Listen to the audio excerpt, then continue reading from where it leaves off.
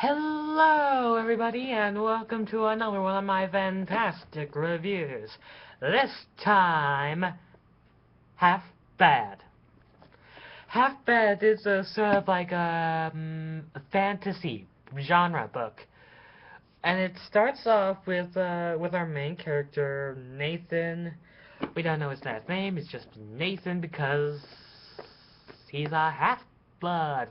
Not half-blood from Harry Potter, where you're half wizard, half muggle. It's half white witch, half black witch. White witches are good, black witches are bad. And if you're a black witch, that means you're in for a, pardon my language, but there's really no other way to describe this, a really, really, really shitty life. I am not kidding.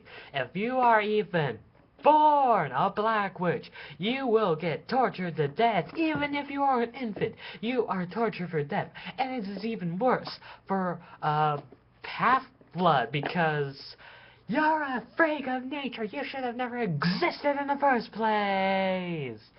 And the problem with playing a black witch in London is that black witches are going out because they're being hunted to, like, extinction just for being born. Now, that's not to say they don't do some bad deeds like mass murdering or steal other witches' powers by eating their hearts or killing their entire families.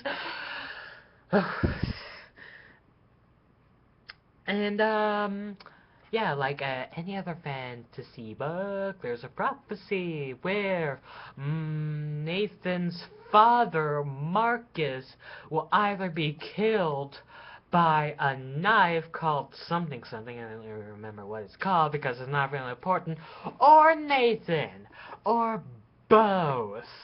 Now, that's the basic story. Now let's get into characters. Our main protagonist, Nathan, and you can kind of see it from his point of view-ish. So, I don't know, some parts of this book are just confusing. Like, it's sometimes from his point of view, then sometimes from third person, and then it just goes back to somebody else's point of view, I think, at least once. And then at the end, it just feels rushed. But I digress. Nathan is sort of a characterless character. I mean, he's obviously, if you could earn his trust and love, he's gonna do anything for you. And that's a typical protagonist trait. Not that I'm saying it's bad, I'm just saying it's very typical and very generic. And, what else there is? Yeah, there's also a fact where he's, like, tortured for pretty much a long time, and basically he sustains himself by thinking of his family and his kinda girlfriend, love interest-ish. You don't really see her that much. And, I don't really... We're just moving on to his potential love interests.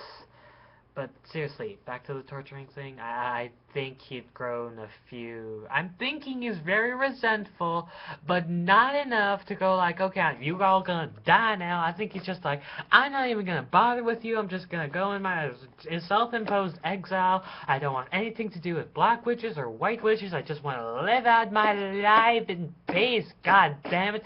But no, I had to be born a half-blood. Now I'm gonna get caught up in a war between the two sides. A lot of pressure for someone of that age, especially you're at that age when it's an important decision-making process. Like, you're either gonna be a really disappointed to your parents, or you're just gonna be a really successful person with a happy life and kids. Or, you know, marriage. Either way. And, where do I even start with his love interest? I mean, Annalise. I'm not dissing her. Okay, yes, I'm dissing her. What did she do? Okay, they kiss for a few moments, and she's like, oh, you have nice eyes and nice drawing skills, and then suddenly they're in love, and then she abandons her entire family, her entire order, her entire culture is all for one boy. I'm not getting it. I mean, I can get this guy's dedication to his brother because his brother and his second oldest sister are like all nice to him except for the oldest sister where she's like, you're an abomination. You should be dead. I'm gonna torture you now. I can understand his dedication to those two and his gran, which is like, woo, I can understand the dedication, but not her. I mean, what's so important about her? Yes, she sustained him through the entire process of being locked up in a cage, tortured, and basically having a bad day. But what else is there important about her? She should get more character development. No, she only gets like not even like the smallest portion of a chapter, like a few pages worth of page time, and half that time is even in dreams. The other half is just like, oh, I'm so in love with you. Let's run away together. What is their... I don't understand their dedication. R.I.P. headphone users. I'm so sorry, but I don't understand their dedication to each other. I'm really thinking that this relationship is just one-sided and she's just manipulating each other. I'm sorry. That's what I think of a character in a potential love interest if she doesn't get enough screen time or page time or doesn't get enough character development to even give us a hint that she's dedicated to him.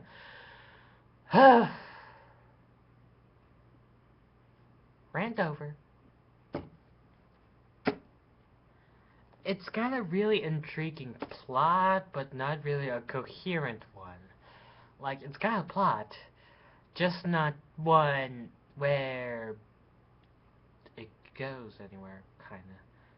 His main objective in the book, I think the main overarching plot is him deciding whether or not to kill his father or fulfill the prophecy, but Marcus is gonna die anyways because it's a prophecy and prophecies have to be fulfilled. But there's really no subplot. There's a plot where he tries to get the blood of his ancestors and 3 gifts to receive his magical gift so he can survive, and a few interesting facts you never really knew about black witches because they're not really mentioned except for the torturing part. But I digress. Half-Blood, Half-Bad is a kind of a good book. It starts out slow in the beginning, but gets better as time goes on. But seriously, I believe a romance. That's kind of a romance. But I believe that because he's gotten more... I mean, the character has gotten more screen time than the girl love interest. Really? Bad writing on that part.